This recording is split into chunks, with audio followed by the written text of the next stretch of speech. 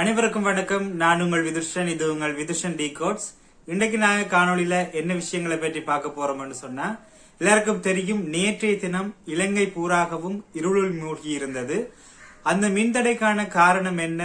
அதே போல கடந்த 8ஆம் திகதி இந்திய மீனவர்கள் 14 பேர் இலங்கை கடற்பரப்பிற்குள் மீன்பிடி நடவடிக்கைகளில் ஈடுபட்டதாக கூறி கைது செய்யப்பட்டிருக்கிறார்கள். அது குறித்த விடயங்களை பற்றி தான் இந்த காணொலியில பார்க்க போறோம். காணொலிக்கு போறதுக்கு முன்னாடி நீங்க இன்னும் நம்ம சேனலை சப்ஸ்கிரைப் பண்ணுங்கன்னு சொன்னா இப்பவே சப்ஸ்கிரைப் பண்ணிக்கொள்ளுங்க. அதே போல பக்கத்துல இருக்க பெல் ஐக்கனை கிளிக் பண்ணி ஆல் என்ற ஆப்ஷனை எனேபிள் பண்ணிக்கொள்ளுங்க. அப்பதான் நான் போடக்கூடிய வீடியோஸ் எல்லாத்தையும் உங்களுக்கு உடனுக்குடன் பார்த்துக் கொள்ளக்கூடிய மாதிரி இருக்கும். சரி, வாங்க வீடியோக்குள்ள போகலாம்.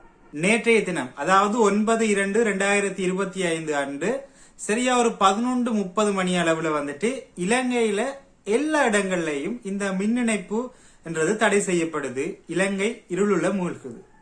இதுக்கு காரணம் ஒரு குரங்கு அப்படின்னு சொல்லி முதல்ல தகவல்கள் தெரிவிக்கப்பட்டது. அதுக்கு பிறகு எல்லா சோசியல் மீடியா யூசர்ஸும் ஏஐல தயாரிக்கப்பட்ட பல இமேஜஸ ஷேர் பண்ணியிருந்தாங்க. ஏற்கனவே இலங்கையில இந்த தேங்காய் பற்றாக்குறைக்கும் குரங்குகள் தான் காரணம், இப்ப இந்த மின்சாரம் தடைப்பட்டதுக்கும் குரங்குகள் தான் காரணம் அப்படின்னு சொல்லி நிறைய மீம்ஸ், அதே போல நிறைய ஏஐ வீடியோஸ் எல்லாத்தையுமே பதிவிட்டுறத பார்க்கக்கூடியதாக இருந்தது. பாணந்துறை துணை மின் இணைப்பு நிலையத்துல வந்துட்டு இருக்கிற அந்த மின்மாற்றிகள்ல குரங்குகள் பயணித்ததாலதான் இந்த விபத்து ஏற்பட்டு, அதன் காரணமாகத்தான் நாடு பூராகவும் இந்த மின் இணைப்பு தடைப்பட்டது, இல்லாட்டி மின்சாரம் வழங்குறதுல ஒரு சிக்கல் நிலை ஏற்பட்டது அப்படி என்ற செய்திகள் ஆரம்பத்துல வெளியாகி கொண்டிருந்தது. அதே போல இலங்கையினுடைய மின்சக்தி, அதாவது எரிசக்தி மற்றும் மின்சக்தி அமைச்சர் குமார ஜெயக்கொடி சொன்ன விஷயங்கள் என்னன்னு சொன்னா, இந்த பாணந்துறையில குரங்குகள் வந்துட்டு இந்த மின்மாற்றிகள்ல வந்துட்டு பயணிச்சு அங்க ஒரு வெடிப்பு சம்பவம் ஏற்பட்டது. அதால அங்க மின்சாரம் தடைப்பட்டதால கொழும்புல அமைந்திருக்கிற பிரதான மின்வளங்கள்ல வந்துட்டு ஒரு சமச்சீரற்ற தலைமை, அதாவது ஒரு இன்பேலன்ஸ் இருந்ததாலதான் எல்லாருக்குமே எல்லா பிரதேசங்களுக்கும் மின்சாரத்தை வழங்க முடியாத ஒரு சிச்சுவேஷன் ஏற்பட்டது அப்படின்னு சொல்லி அமைச்சர் சொல்லி இருந்தார். இதற்கு எதிர்வினையாற்றும் முகமாக இலங்கையினுடைய எதிர்க்கட்சி தலைவரான சஜித் பிரேமதாஸ் அவர்கள் ஒரு அறிக்கையை தன்னுடைய எக்ஸ் தளத்தில் வெளியிட்டிருந்தார். முதலாவதாக ஊடகங்களுக்கு எதன் காரணமாக மின்சாரம் தடைப்பட்டது அப்படின்ற விஷயத்த முதல்ல சொல்லுங்க அப்படின்ற மாதிரி தன்னுடைய கண்டனத்தை அவர் எக்ஸ் தளத்துல பதிவிட்டிருந்தார். அதுக்கு பிறகு இந்த நிலைமை சீராக கொண்டு வரப்பட்டு இலங்கையினுடைய எல்லா பிராந்தியத்துக்கும் ஒரு 4 to 6 மணி, அது ஒவ்வொரு இடத்துல ஒவ்வொரு இடத்துக்கு ஏற்ற மாதிரி இந்த மின் இணைப்பு திரும்பி வழங்குறதுல வேறுபாடு இருந்திருக்கலாம். இருந்தாலும் ஒரு 6 to 7 அல்லாட்டி 5 to 7 இந்த மாதிரியான ஒரு நேர காலப்பகுதியில தான் இந்த மின் இணைப்பு திரும்ப வழங்கப்பட்டிருக்குது. அதே போல நேற்றைய தினம் ஒரு செய்தியை பார்க்கக்கூடியதாக இருந்தது. அப்ப நேற்றுக்கு அதை வீடியோவா செய்ய இருந்த டைம்ல பவர் கட்னால அதை வீடியோவா ஷூட் பண்ண முடியல. அந்த விஷயம் என்னன்னு சொன்னா, முந்தநாத்து இந்தியாவை சேர்ந்த, அதாவது ராமேஸ்வரம் பகுதியை சேர்ந்த 14 இந்திய மீனவர்கள் இலங்கை கடற்படையினரால கைது செய்யப்பட்டிருக்கிறது தான்.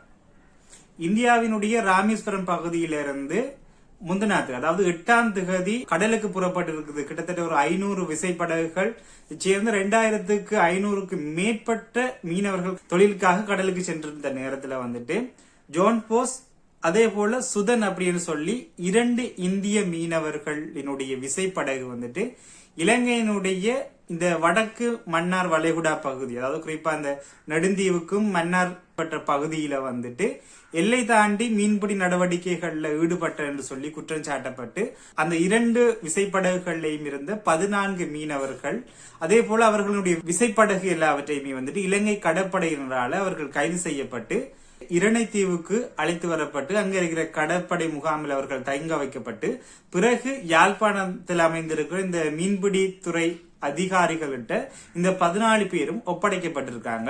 அப்படி ஒப்படைக்கப்பட்டவர்கள் கிளிநொச்சி நீதிபதியினுடைய முன்னிலையில் ஆஜர் செய்யப்பட்டு அவர்களை தடுப்பு காவல்ல வைக்கும்படி நீதிபதி உத்தரவிட்டதன் பிரகாரம் அவர்கள் வவுனியா சிறைச்சாலையில அவர்கள் அடைக்கப்பட்டிருக்கிறார்கள். இது ஒரு செய்தியாக பார்க்கப்படுகிறது.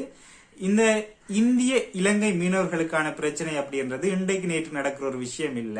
இது ஆரம்ப காலங்கள்ல இருந்தே நடந்து வர ஒரு விஷயமா தான் காணப்படுகிறது. அடிக்கடி இந்த செய்திகளை பார்க்கக்கூடிய மாதிரி இருக்கும். இந்திய மீனவர்கள் இலங்கை கடற்பரப்புகளை மீன்பிடி நடவடிக்கையில ஈடுபட்ட நேரம் இலங்கை கடற்படையினால கைது செய்யப்படுற அப்படின்னு சொல்ற விஷயத்த உங்களுக்கு அடிக்கடி பார்க்கக்கூடிய மாதிரி இருக்கும்.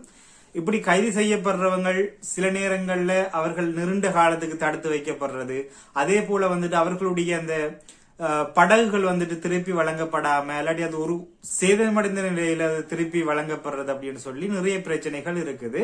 இதற்கு இலங்கை அரசோ அல்லது இந்திய அரசோ ஒரு நிலையான அல்லது நீண்ட காலத்துக்கான ஒரு தீர்வு திட்டத்தை இன்னுமே முன்வைக்கவில்லை. ஒருவேளை இலங்கையினுடைய வட பிராந்தியத்திலையும் தமிழர்கள், அதே போல இந்தியாவினுடைய தென் பிராந்தியத்திலையும் அதாவது தமிழகத்திலையும் அதிக அளவுள்ள தமிழர்கள் இருக்கிறதால ரெண்டு தரப்புமே தமிழர்கள் பாதிக்கப்படுறதால இந்த அரசுகள் இதற்கு ஒரு சரியான தீர்வை வழங்குறாங்க இல்லையா என்ற கேள்விகளை நான் இல்ல அதிக அளவுல இந்த சமூக வலைத்தளங்கள்லையும் அதே போல இந்த மீன்பிடித்துறை சார்ந்த பிரச்சனைகளை கதைக்கிறவங்க ஒரு கேள்வியா எழுப்பி கொண்டு வராங்க. அப்ப இதற்கு தீர்வு இருக்காண்டு கேட்டா உண்மையிலே இது ஒரு சிக்கலான பிரச்சனையும் தான். ரெண்டு நாட்டு அல்லது ரெண்டு மீன்பிடி சமூகங்களும் ஒரு உடன்பாட்டுக்கு வருவதனூடாக இதற்கான தீர்வுகளை பெற்றுக்கொண்டா அது ஒரு நீண்ட கால தீர்வு திட்டமாக இருக்கும். எது எப்படி இருந்தாலும் இந்த பிரச்சனைக்கு ஒரு தீர்வுன்றது மிக விரைவில் கொண்டு வரப்பட்டு இரண்டு நாட்டை சேர்ந்த மீனவர்களும் பாதுகாக்கப்பட வேண்டும் அப்படின்ற ஒரு விஷயத்தை வலியுறுத்தி இந்த காணொலியை நிறைவு செய்கிறேன். மற்றொரு காணொலியில சந்திக்கலாம். இந்த காணொலி தொடர்பான உங்களுடைய கருத்துக்களை மறக்காம கமெண்ட்ல தெரிவிங்க. நன்றி, வணக்கம்.